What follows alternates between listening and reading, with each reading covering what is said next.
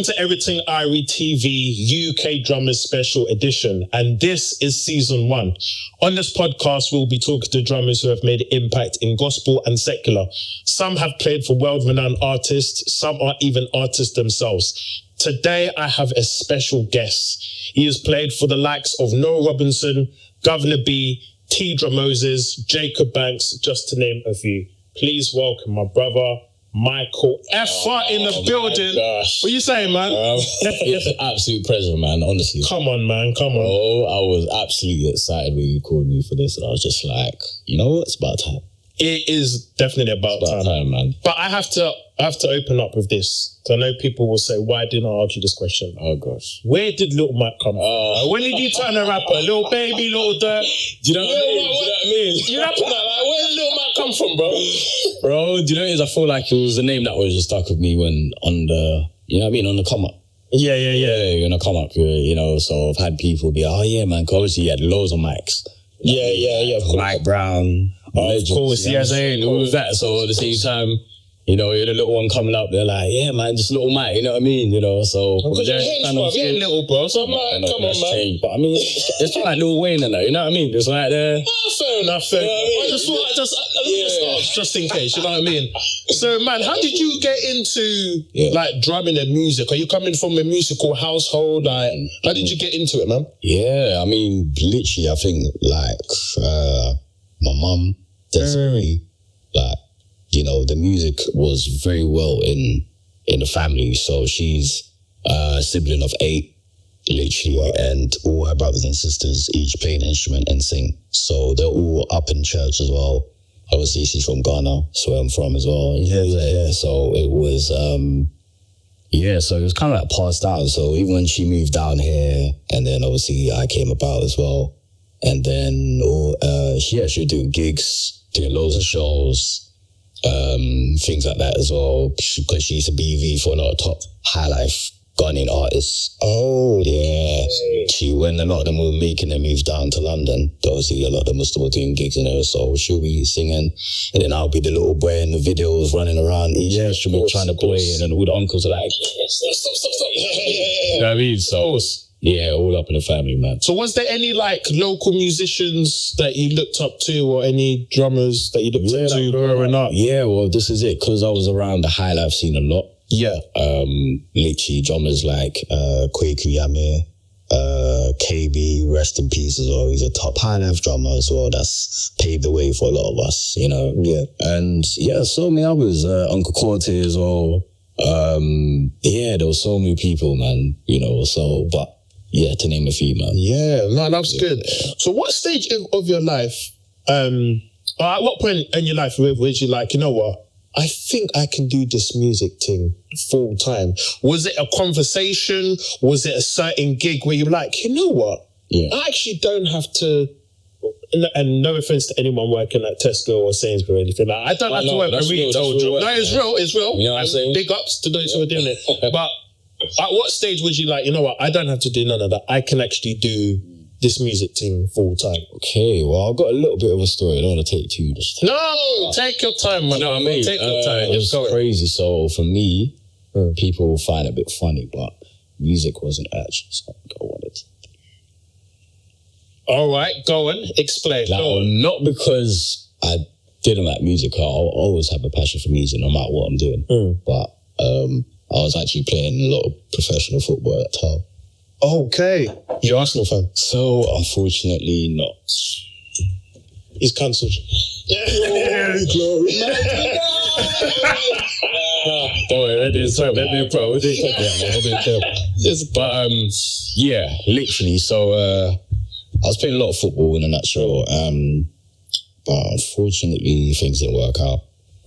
And then, but it was nothing to do with injuries, you know what I mean? It's like, you just grow up in an African household and it's like, no, they've got a specific way of how they want things to be done. So yeah, anyway, and after that, but my heart was still something that longs to do creative things and that, of course, you know what I mean? So obviously music was like, all right, cool, let's see where this is going. And then, I started slowly, man, literally, you know, just started out of school, you know, things like that.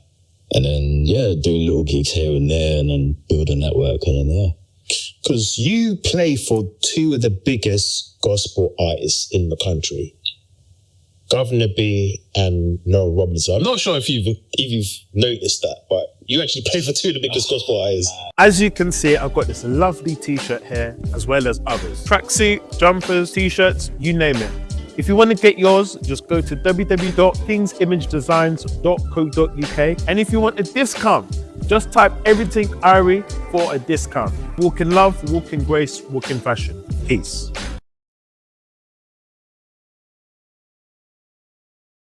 Like, how was that? How is it for you, man? Like, knowing that, holding, these are legends in the game. Man, like, it's crazy because, like, for me, when it comes to music, I'm a nerd as well. So, of course, if I'm listening to, like, any sort of genre, like, I like to hone in on who the artists have been there before, the artists that are doing it now, and the artists that are coming as well. So, growing up as well, getting just to go primary school and all of that, I was listening to Noel Robinson. Wow. Like, you know what I mean? That's how, because he always used to play on that Premier Radio. Oh, of course, yes, yeah. Yeah, so my mum used to have Premier Radio on every morning, and then, yeah, literally, like, I used to just listen to Noel's songs, and I was like, wow, he'd be like, you wish down and see me. Yeah. Oh, man, so from there, I was like, wow, who's this? And then, long story short, good friend of mine, Wayne Holmes, as well. Yeah. She shout out Wayne Holmes. Yeah, not for me, man. He literally was, working with Noel at the time when we met as well. He was actually working with Governor B as well at the same time. So, oh wow, honestly, I owe a lot to him as well. You know? Yeah. You know what I mean? Yeah.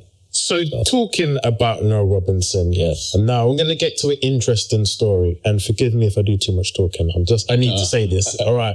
So I'm going to talk about how we first met, all right? Oh, man. So it was the Croydon Gospel Festival, which was hosted by Pastor Boller. Right. And I remember this gig for a couple of reasons. One, it was in Croydon, and I had to take the bus there.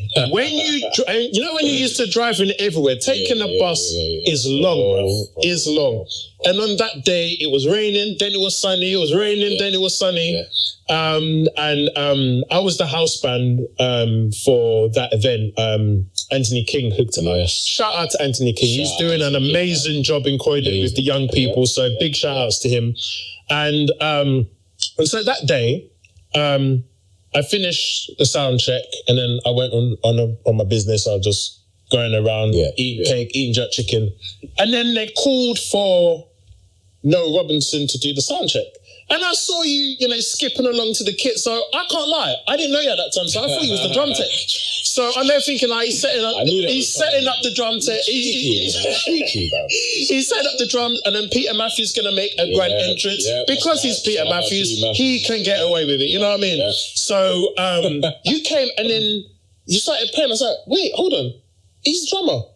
And bro, you blazed the sound check. That was just the sound check. That's crazy. And I was like, oh, okay, this guy's cold. So, all right, cool. Then the main set came. Bro, all I said to myself is, who is this wavy head nigga on the drums? Who's this wavy head? But bro, this is when you had the waves, bro. And I can't lie, bro. I can't lie. Your wave was on point. I'm not even gonna lie. Your wave was on point, man. Hold tight the dance, you know what I'm saying? Hold tight the dax. Some special dax thing. I'm just saying. Yeah. Whatever you're using, bro, it works, bro. Hold tight that brand in it, but I'm not gonna shout it out. You know what I mean? Right. Just right. So anyway, you played, and bro, I'm gonna say this, and I haven't told you this. How you played reminded me of a place that I once was in my drumming. Meaning, I'm gonna tell this story quickly. I'll be as quick as I can. So I just graduated from drum tech. I said the name, didn't I? Don't matter. But anyway, and one of the teachers kept saying to me, think before you play, think before you play. And I said, you know what? Let me humble myself and listen, because I was doing some hurdles around the train tracks. I was jumping the trains. You know what I mean? I had to save my EMA money. You know what I mean? I had to look fly. So I was saving my EMA money. I was, you know what? I jumped all these train tracks. Then being caught by police. I said, you know what? I'm here. Let me humble myself and listen. And and the thing is as well, I didn't want to come across as like an arrogant church drummer. And already, because I was the only black person in my class, and when you were black and you come from church, you get labelled, oh, you're the gospel chops guy. You know what I mean? And the thing is, in the whole tech school, there was only, at that time when I was there, was only 4 black people. It was me, Andre Hutchinson, shout out to Andre Hutchinson, a girl called Chantel, who used to lead worship at Carish Church. Yeah, I've got her saved actually. So anyway, praise the Lord. And Laura and Vula's sister. 4 black people in the whole tech. So I didn't want to come across as a cocky church drummer who knows it all. So I said, you know what? Let me listen. So he said, think before you play. So, but what ended up happening is that school of thought came into my playing at church. So when I'm playing, like, bless the Lord with me, bless, all right, paradiddle, right, left, hallelujah. It's like, bro, just play, you know what I mean? And the thing that we have that is special when we play at church is we play from the heart. So there's some people who can't clock onto what we do. And it's like, that triplet thing you done on the E of 4. And more time we probably don't understand it either. We don't understand, we just play.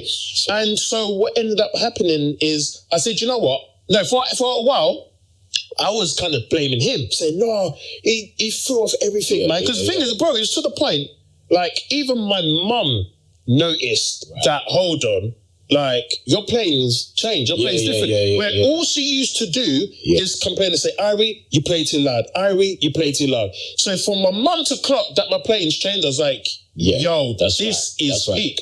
So for a while, I was blaming him of how my playing was. But then I got mature and then starting to think, where he's coming from a studio background. He's coming from a background of, doing TV work and big band and stuff. So of course, you have to think before you play.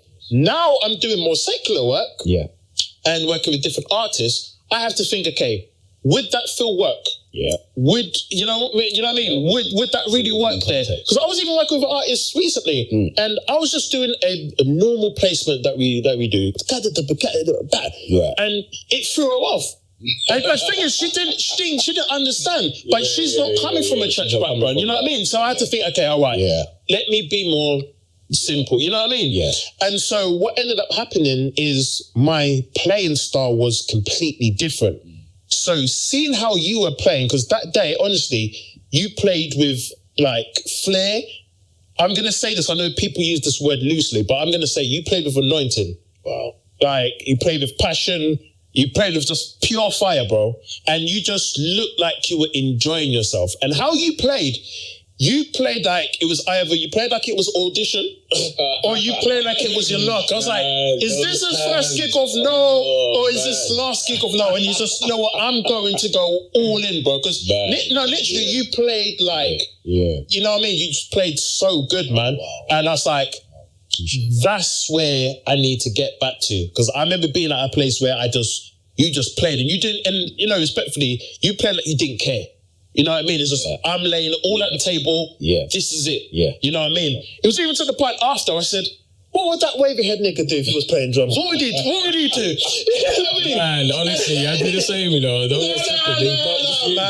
So no, I've just got to say a big thank you to, because of course, you know, I was watching YouTube videos, but it's different when you watch someone live. And I clocked that, okay, you might be around the same age group as me. You know what I mean? And then afterwards we connected and stuff, and we've been cool ever since, man. So my question is to you is, where did that flair come from? Like, have you always been taught, like, just play with all your heart, play like it's your last? Like, was it a conversation you had, or have you always just had that? Wow. It's a deep one, you know, definitely, because I thought that growing up, the drummers that I listened to, like, I proper, like, honed in to what they were trying to achieve within the song. Do you know what I mean? So I listened to top OG drummers like Liddell Abraham, Big Mike Clemens, of course, Rogers, Teddy Campbell, and Easton Stewart. And all these players literally, like, what they have in common is like the musicality, innit?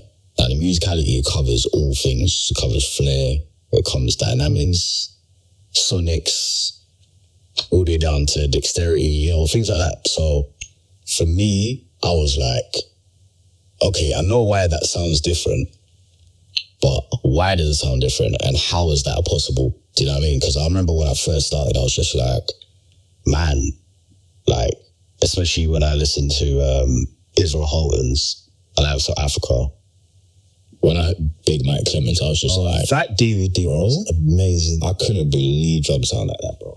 I was just like, what is that? You know what I mean? That blew my mind. Bro? That DVD blew my mind. You get it? I can't even lie. And then Martha Minitzi's as well. Is it the song was Till the Walls Fall Down? Yeah. Yes. Yeah. The big concert. Oh, bro. Gosh. I was like, who's that? And so things like that. So I used to just actually not just sit down and take in the chops or the things that got me inside. It was more like, okay, why does that part make me feel different? Do you know what I mean? Yeah, what was the intention behind it?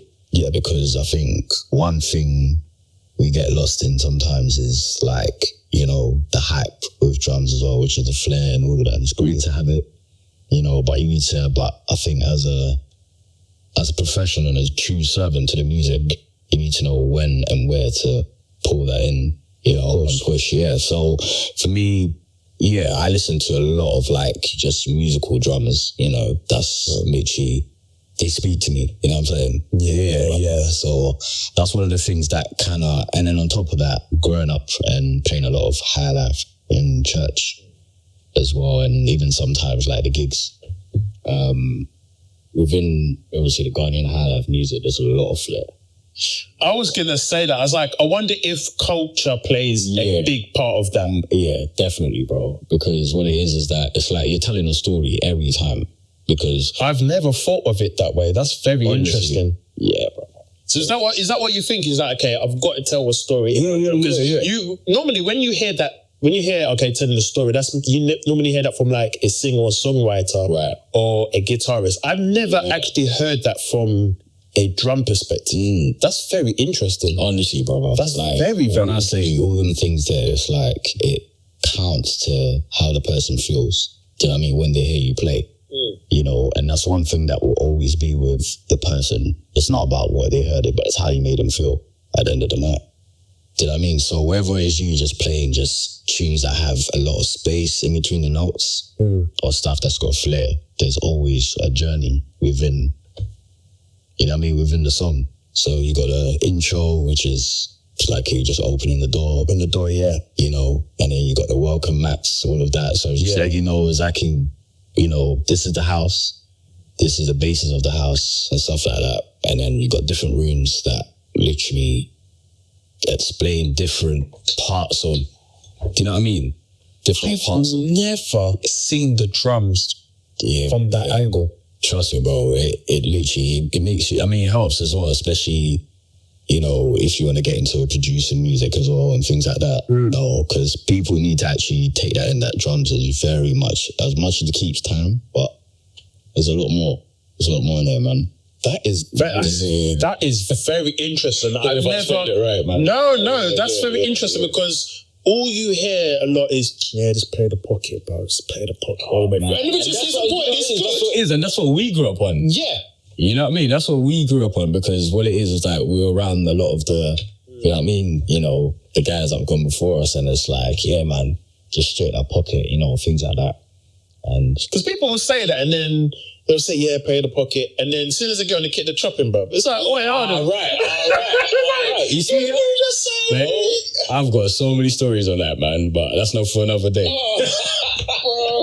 No, but man, hold it down, man. They hold it down, and then they just go in from the first bar. They're just off. I'm like, off. I'm like, okay. It's sick, but it's like, practice what you preach, bro. You know what I mean? No, but what you said is very interesting. I'm gonna definitely keep that in mind. So I want to get into how did the Lethal B gig come? Because as an artist because you're the same like age as me. Yeah. He's an artist that we listen to in secondary school. From Pow. Do you get what I'm trying to say? Bro. It's ridiculous. It is actually, it's crazy. How did that all come about? And how did you feel like when you got that call? It's like, hold on, I'm playing for a legend. Like, this is a guy who listened to in secondary school. Yeah. You know, because bro, if he played Pow, I'm off, bro. I'm off. I'm shoving off everyone. I'm gone, bro. I'm shoving like everyone out the way, bro. So, for you, how was it like, raw, this is a guy I listened to in secondary school. Like, what was it like for you, man? Oh man, it was amazing, bruv. It was like, because I remember like going to school, do you know what I mean? And that would be early morning, like 7:35.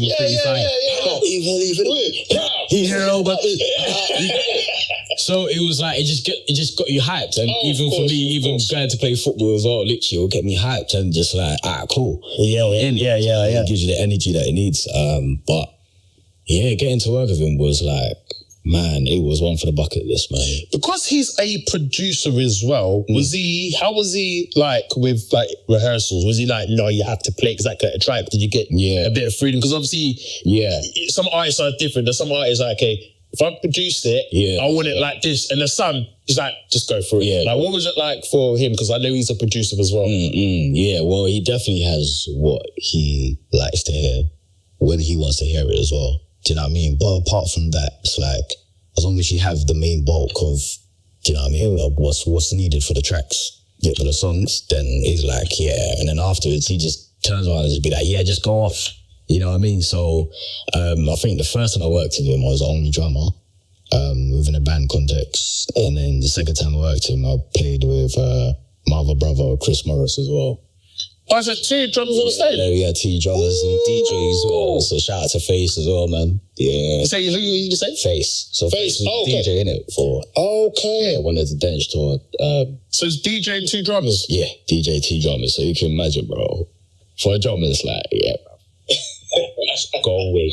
Bro, you're just like, yeah, now I can shed. Do you know what I mean? Wow. I want to respect for you, but yeah, no, of course. So what's been your most like memorable gig that you've done? What's been one where it's like, you know what, this was like the best? Man. Oh God, there's countless, man. Oh, okay, the first one, not in order, but first one I'll say definitely is you know what, Governor B, you know? Yeah. Because I can see that you've got a brotherhood. You know what I mean? Like, listen, you can it's just more tell. Than the music, man. Yeah. It's more than the music, like, you know, even as a person as well, you know, it's hard to find artists that actually cater to you, not just as a musician, but for who you are, you know what I mean? So it was amazing, and I listened to him growing up as well. Like, of course, Bibles. You get it, right? Yes, but I channel you on like Kingdom Spanking. Of course, yeah. Oh, it was. Do you know what I mean? So that was definitely one that I would forever hold in my heart, man. Of course. And also Donnie McClurkin as well. Yeah. So he came down. Is that a new one, isn't it? Yes, he did. Yeah, did a recording for his 20th anniversary from the first time he came in London, I believe. Yes, I remember that. Yeah, that was in Fairford Horse. Yeah. First one, yeah, of course. Yeah. I see. So that was good as well. You know, worked with people like Trent Phillips, Kevin Bond, like... Oh my gosh. Yeah. It's like, for me, it was like, man, is that pressure happened? In a way, you know, but at the same time, it's like, especially you look up to these people, you're kind of used to what they want. So, of course, you can't be prepared. Of course. But obviously, like, if you wasn't the guy for the job, they wouldn't have called you, you know what I mean? So you were meant to be there, you know what I mean? That one fed me up, bro. Yeah. No, that's amazing. Yeah, and then probably T.J. Moses as well. Yes. Was that Jessica? Was that Yeah. I was like I think Wayne Plummer. Shout out to my guy Wayne Plummer, which one of my big bros, man. And yeah, he usually plays with TJ every time he come down. And this time he was like, yeah, man, jump on. Jump on, and that was great, man. We had great 2 nights or 3 nights at Just Cav. And yeah, man, it was, wow, do you know what I mean? That's good. Something for books, man, for me. Yeah. Because going back to one of your points that you were saying, we was talking about Governor, is the chemistry on stage. Because some people don't think about that. Like, you can tell when a band is a band, when everyone's getting along. Yeah. And you can tell, because I've been to a couple of shows where it's like, okay, they don't know each other, or they don't like each other, or something's happened. You know what I mean? Like behind the scene, but you can tell. And so when I see the chemistry with you and Governor, I was like, okay, these guys like each other. It's more than the music. Oh, man. And the thing is, believe it or not, some people can catch on to it. They can catch on it on the stage. They can tell, like, okay, something's off, something, you know what I mean? It's not together. It's not together. Yeah. And I think that's very important. So that's why sometimes it can be annoying, but I understand why people always work with the same people all the time, because you know, okay, all right, there's trust there and there's chemistry. You know what I mean? And you can kind of talk with your eyes. It's like, that's right. Yeah. Okay, like, you know what I mean? And you understand. It's like, okay, if he's looking at me like that, okay, maybe turn down or turn down a bit, or all right, let's go. You know what I mean? Like, you don't have to say that. It's just the look says it all. You know what I mean? So chemistry is so important. It's such a key thing, man. Like, I mean, most of the guys on, especially Governor stuff, like, they're literally my big bros that I literally learned from. Shout out to Drew Hay, Gavin Powell. Yes, of course. I mean, literally, these are my big bros that have constantly given me encouragement from even before I started playing with them. Wow. Do you know what I mean? And that's sometimes it's kind of rare, do you know what I mean? To get a word from people that, you know what I mean? It's like, you're not really working with them all the time, you know, and, you know, and they work with the greats. They've been working with the greats. Yeah, of course, of this land, man. But, that's important. Shout out to them, man. So, at this point, you're working with Governor, you're working with Lethal Boo, you're working with Mo Robinson. So from the outside, it looks like, yo, this guy's living on a mountaintop. Like, everything is just nice. Everything's cool. And then February 2017 comes. Like, do you mind explaining what happened? Or? I lost a very, very, very close person to me. My mother. And that was... I can imagine that. And I want to ask a question, because obviously I've been for the same thing, and it's the worst thing ever that can ever happen to someone. Oh, man. And so my question, and our condolences to you as well. Oh, brother.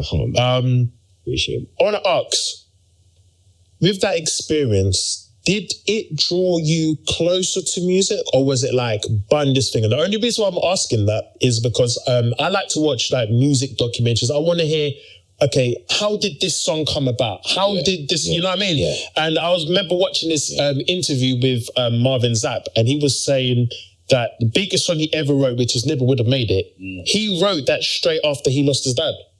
So some of the best songs that we're singing, we're lifting our hands to, you know what I mean, or vibing on the radio, that's come from pain. That's come from a tough place. And so for some, it's like, because music is such a comfort for some people draw close to music when they're in a place of pain, or there's some people's like, you know what, ban this thing, I don't want nothing to do with this, I'll go and do something else, I'll go and hide in the cave and no one touches me. So for you, did that draw you closer to music, or did it kind of draw you away? It's a good question, bro, man. Honestly, I think definitely that internal fight was there, man. Like, it was definitely, I think for me, it was weird. It was like, it pushed me towards music, but also pulled me away from music.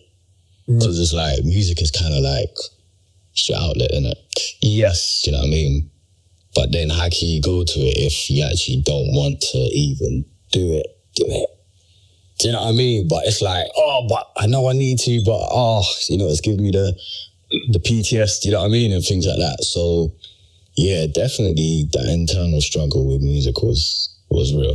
Definitely, because especially when I'm playing, I always remember why I'm doing it, of course, and how I started. That's what always keeps me grounded, So obviously being around major influences like my mum, who literally she can sing, play percussion, play drums, like literally that's where I got all of it from. So yeah, literally, like I guess not having her there, it was tough. It was tough because that was like my backbone. Of course. Yeah, of course. I got. Yeah, no, because I was going to say, my mum passed the Saturday. Wednesday, I got a call. And the thing is, the guy had no idea. Yeah. And because, you can do skit, brother, whatever. And I was like, yeah, I was in the garden. Yeah. And the night of the gig was, that day would have been my parents' 32nd anniversary. And my auntie asked me, she goes, are you doing this to escape? And I said, this is my way of income. Like, I have to do it. Part too. And then listen, because this is a part that people don't talk about, yeah? So look, as musicians, we don't get, I'm not sure if this is the right terminology, so forgive me. No. We don't get grief pay. No. The work that we do, we can't call up, you see like other industries, they can call and say, yo, I've lost my mum or whatever, this has happened to me, and you can go a whole 2 weeks and still get paid. Yeah. We don't. Bro, this Saturday, we can't do that. Yeah. The Saturday, a week after, this was 1 week, I had a function booked. Yeah, I can't call up Susie and Jack and say, yo, Susie and Jack, right. I know it's your wedding and that, but unfortunately, I lost my mum, but can you pay me the full fee, please? Yeah. They're going to say, you know what, respectfully, you know what, our condolences, but can you get someone else? Because respectfully, it's not their issue. Honestly, they've booked a wedding. This is it. They've booked a band at this place at this time. Can you do it, yes or no? Right. So when people say, on the musicians are too teeth, on the charge too much, we have to cover ourselves, because if something happens, we have to cover ourselves. We have to cover ourselves. So sometimes we have to. That needs his own interview there. Bro. I'm just saying. Yeah. Because let me answer this question, Michael. How many musicians or how many drummers do we know that can go 2 to 3 months? Yeah. Without gigs, without lessons. Yeah. Pay their mortgage. Yeah. Pay their rent. Right. Pay all their electric bill on food and that, and be cushy. What if someone gets injured? How many musicians have insurance? Right. So people can say, you can go and get another job, but if your arms broke up, you can't get for type, can you? So people can say, just get another job if you can't do music. If I've broken my arm, I can't do jack, can I? You know what I mean? What do you expect me to do? You know what I mean? So sometimes we have to charge a big amount. So if something happens, we can cover ourselves. People don't talk about this, man. You know what I mean? We don't. So, and that's why with some musicians, like, you have to be tough. I can't lie, because if you can't make it, we are in London, bro. Someone will take your place. This is it. And we hear these stories like, they turn up with the artist, drinking this Arona and Coke, and the next minute they've got someone else, and you're, you know what I mean? That's right. So, you know what I mean? I'm telling you, things can change quickly. Yeah, things can change, man. So very quickly. Always got to be on the ball. And so I was talking to Ben Ando, and we were talking about having different streams of income as well, as especially for musicians. You know what I mean? Because sometimes we get in the stage where we're like, just music. And there's some people that can get away with it. Yeah. And there's some people's like, bro, do something else. You know what I mean? Don't just be stuck on that. You know what I mean? So in case something like this happens to someone or there's another situation, you need to have finances. That's right. You know what I mean? That's right. So those watching, and you say musicians charge way too much, now you know why. We have to cover ourselves. As well as, you know what I mean? As well as obviously, you know what I mean? Those who are professional anyway, we learn the If you song. are looking for a dynamic duo, quartet, or a full live band for your event, or if you are an artist and need musicians, then please contact us on www.musiciansforyou.co.uk. Take time to say that as well. Literally, make sure your craft matches up. It matches up. Be realistic. So if someone's gonna give me a certain amount, and is a good amount. When I say praise the Lord, and the tithe is healthy. That's right. And you know what? We're gonna line this up. We're gonna do things proper. Yeah. You know what I mean? And ginger beer thing. Yeah, no, of course. You know what I mean? We have to do things proper, man. So I've got a question for you. What's been the most embarrassing gig you've ever done? Or a moment where you're like, whoa, this is embarrassing. Oh, man. There is quite a few, you know, honestly. But the one that comes to my head, the one that comes to mind, I was in Finland. I was doing the show with Governor, and over there they love sparkling water. Oh yeah, like it's an actual thing, innit? And now for me, I've got nothing against people like boxing water, you know, especially for you BBs and all of that, you know, singers. I know you guys like to, you know what I mean, have that. Yeah, I get that. But man, you see me, I love still water, you know, that's, I mean, you know, and the Bible says, be still.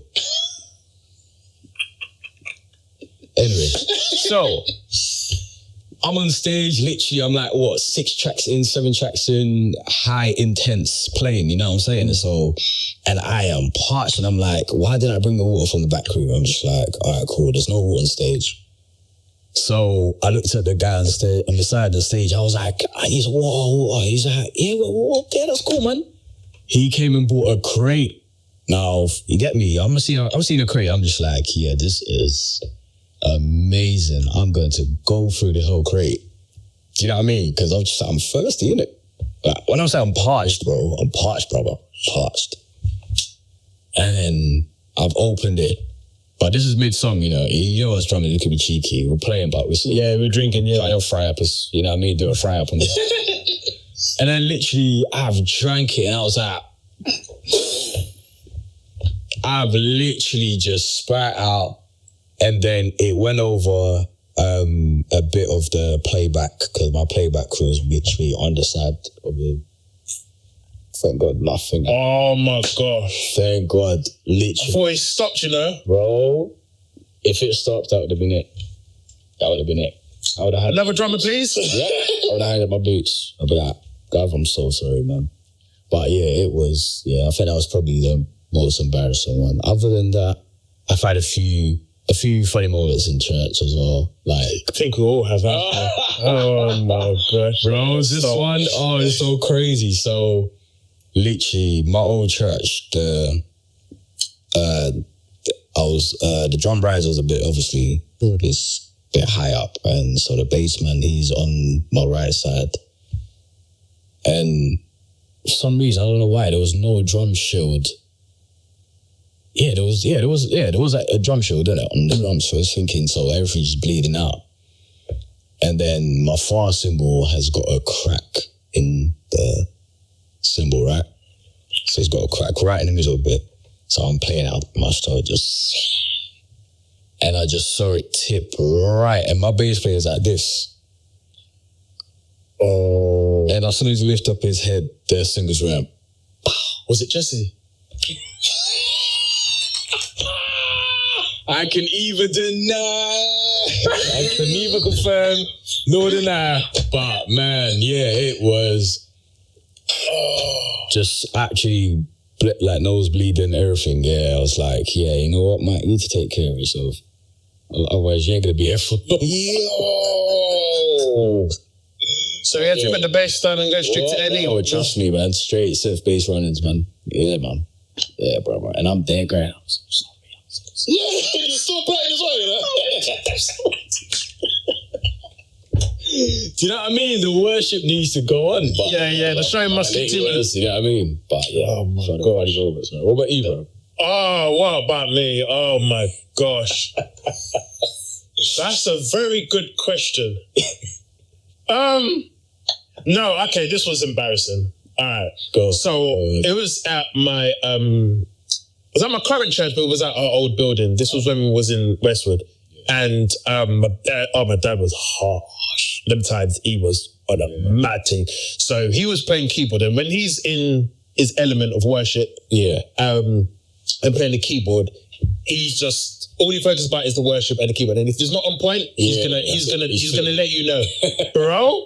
I'm playing, and he's like, "Come on, Irie, come on!" And what he does, sometimes when he's playing, he goes faster and faster and faster. I'm trying to keep the beat, but he wants it to go faster. So it's like you're slow, bro. Yeah, so it's like I'm slowing down. He goes, "Come on, Irie, bro." It's to the point. I'm having tears down my eyes, bro. My mum, my deacon had to take me off the drums and go downstairs, bro. Bro, it was good thing it weren't live stream. Oh, bro, this is it. Yeah, bro. Honestly, bro. But that day, let me tell you, I had my electrical drum kit that day. When I went home, I practiced so much. I was like, that is never gonna happen again. This is it. It can even make or break you, man. It can. Honestly. It can. And I was like, I don't think now, if that was to happen to some people now, bro. I'm sorry. All the social media will be hearing about it.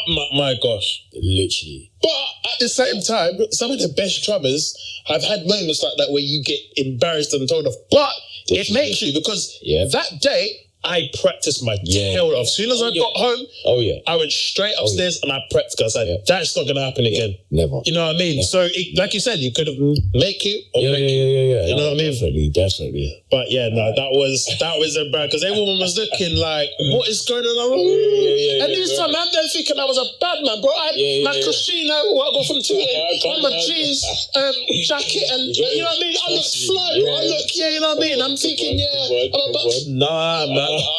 Bro, that was embarrassing. I was like, bad boy who, bro? That was embarrassing. Yeah, but it made me, you know what I mean? Because like I said, I've practiced. Because I said, nah, that's not gonna happen. Now I told my dad, I was like, bro, Dad, what's that? You know what I mean? What's that? You know what I mean? Now the tables have turned. Right. Yeah. So it's a good thing. So my question, I got a next question. Yeah. What advice would you give a 16-year-old Michael? Because he was a bad boy. He was a bad man. He's delivered now, but delivered. We thank God for that. We'll talk about that another. For another podcast. Yeah. You know what I mean? What would you give? And what advice would you give a 16-year-old Michael? Man, it's so hard because, man, I feel like the distractions now is like it's even ridiculous. It's even more than when we were growing up, man. You know, but I would say definitely, like, sounds cliche, but keeping God first is so important. Yeah. Because what it is that it doesn't mean it's gonna be that way every time. There's times where you're gonna feel like you're distant. Yeah. And you're like, oh man, this is what's going on there. But the fact that you're in God first, you always be in. But basically the reason I'm saying that is because later down the line, as you know, growing up as an upcoming musician as well, there's so many distractions, whether outside of the music or within the music as well. Because, music can get treacherous as well.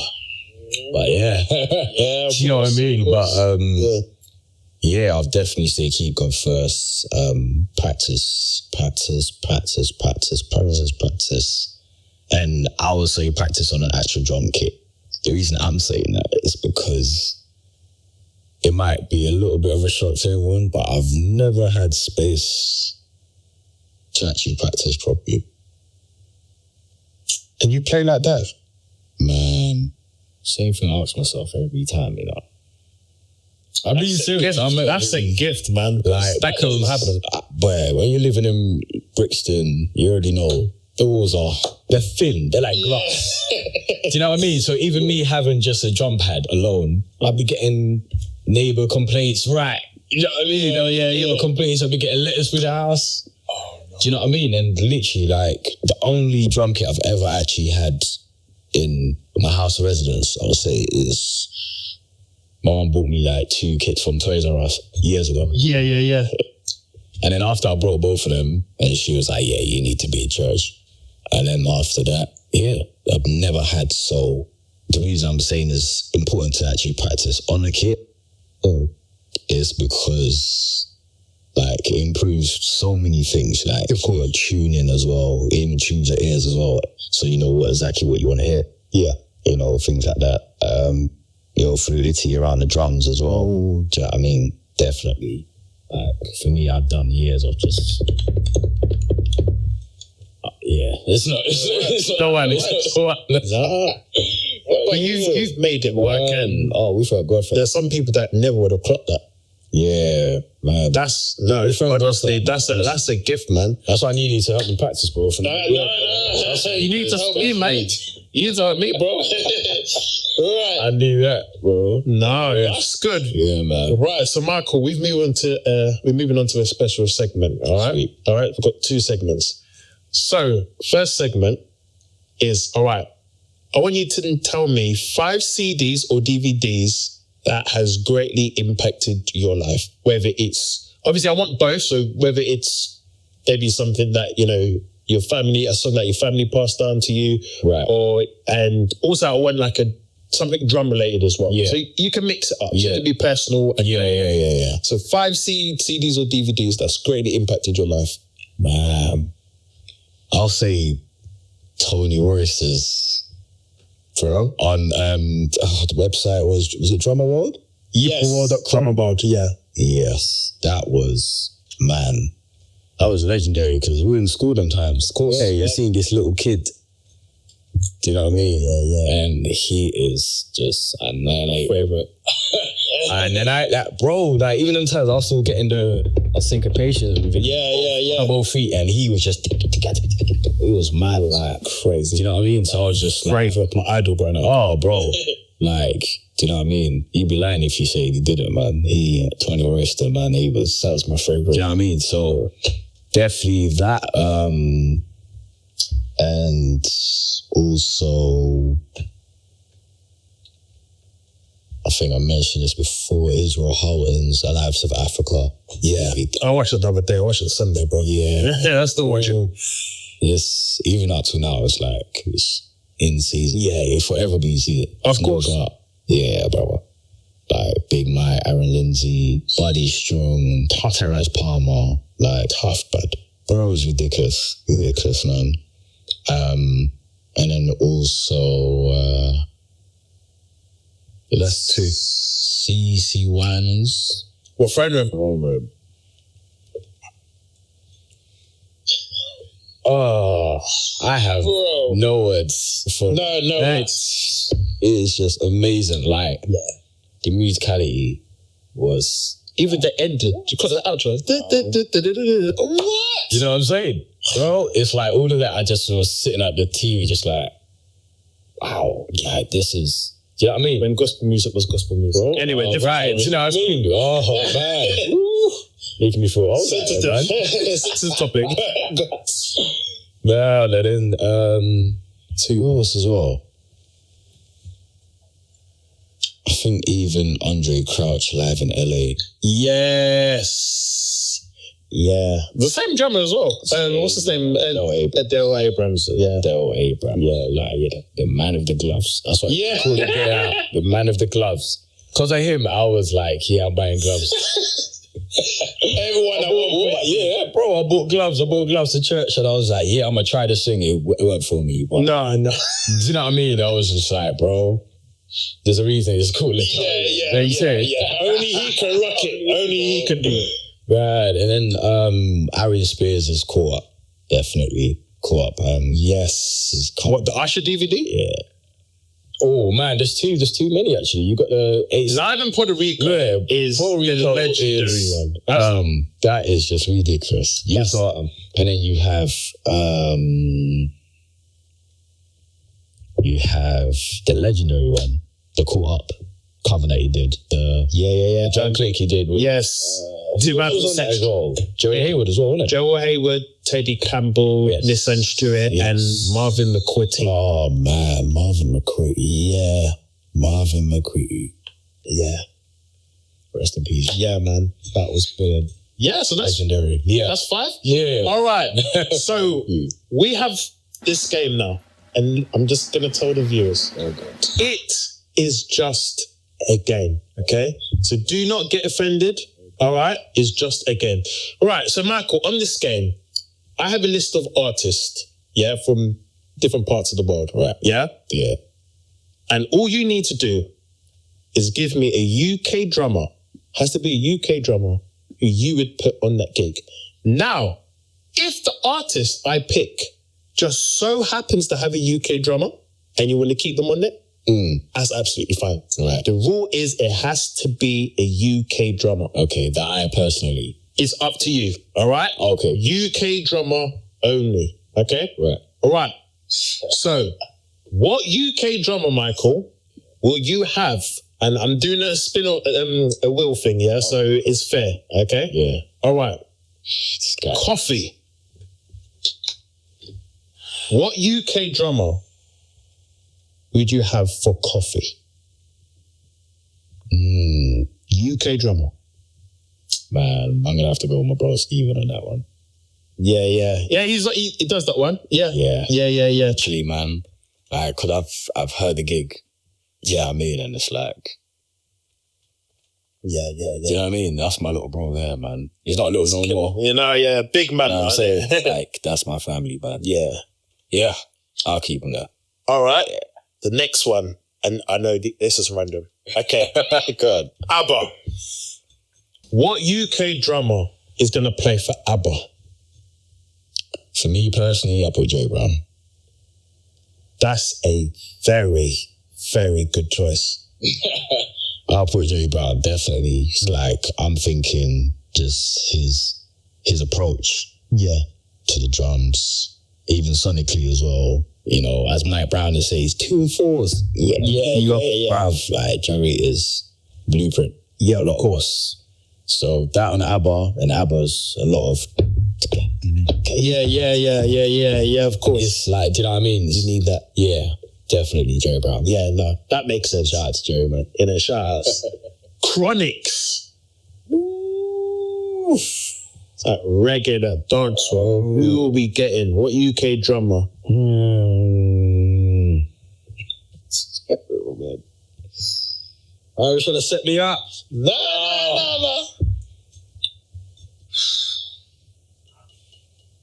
It needs to be, when I say the reggae's got to be sweet. Chronics, yeah? Chronics. Because you can't mess about it that one. You can't mess around with that one. That has to be tight. Good vibrations. In it. I've got one in mind, but go on. It's not my game. It's your game, so you go. I know. It's tough. I'm really trying to see. You trying to think? Yeah. Because when I say reggae's got to be authentic, innit? It's like, I'm just real anal when it comes to that. I'll be like, it has to be. You know what I mean? But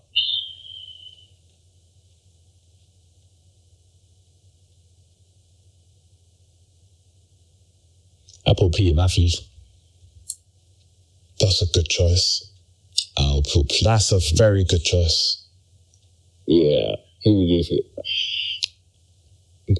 Because he plays reggae a lot, there's two people. Calvin. Oh, surreal. My boy. Calvin, or there's this guy who plays at Troy Bar on the Thursday, the reggae nights. Okay. He's an older guy, but his reggae is so authentic. I don't know his name, but he plays at Troy Bar on Thursdays. I haven't been trying. Big guy, big guy. He's a big man. He's probably in like 50, 60. Yeah. His style is so authentic on the reggae. Oh my God. So I will put any of those two. Yeah, definitely. Oh yeah, that makes sense. Yeah, oh man. It's your game, man. All right, we've got two more. Yeah, go on. All right, Stevie Wonder. What UK drummer is playing for Stevie Wonder?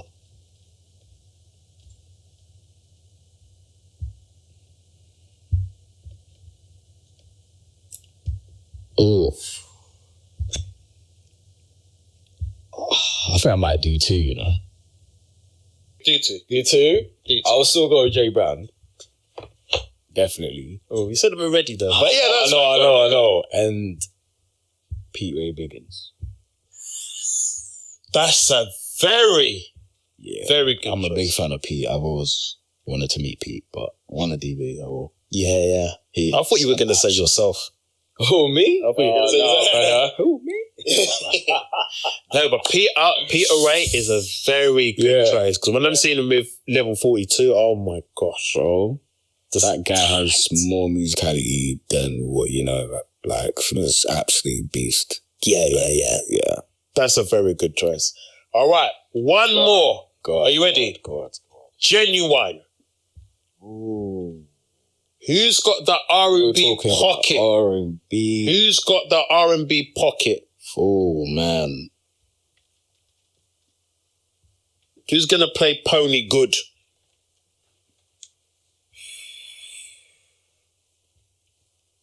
But it's got to be sweet as well. Like, you know what I mean? It can't just be rock solid. And no, that pocket has got to be there, bro. Man. R&B. Man, I'll say...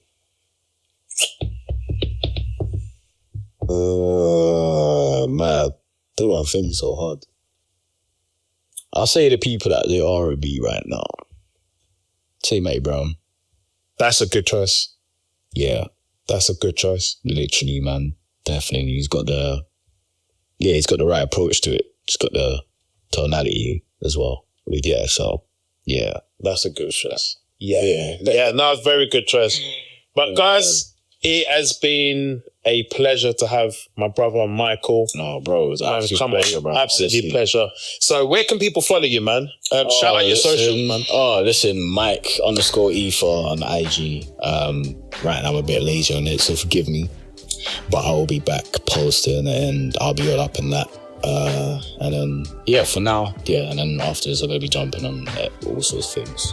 But apart from that, that's it, man. Yeah. Guys, remember to like and subscribe. Yeah, man. And I will see you on the next episode. Peace.